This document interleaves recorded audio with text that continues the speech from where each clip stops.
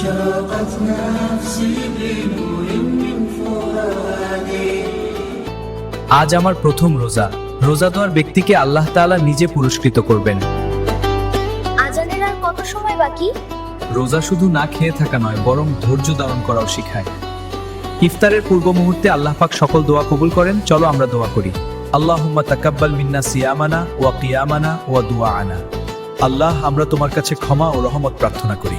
আমিন। আম্মু, চাচা কি শুধু খেজুর দিয়ে ইফতার করবে? আমরা তো কিছু ইফতার দিয়ে আসি। হ্যাঁ বাবা, কিছু দিয়ে আসি। চাচা, আজ আমার প্রথম রোজা। তুমি খুব ভালো ছেলে। আল্লাহ তোমার রোজা কবুল করুক। বাবা, তুমি আমাকে সাহায্য করলে, আল্লাহ তাআলা তোমার সাহায্য করবেন। আবু বকরের ছোট্ট উদ্যোগে পুরো পাড়া এক হয়ে গেল। গ্রামের সবাই এখন একত্রে ইফতার করেন।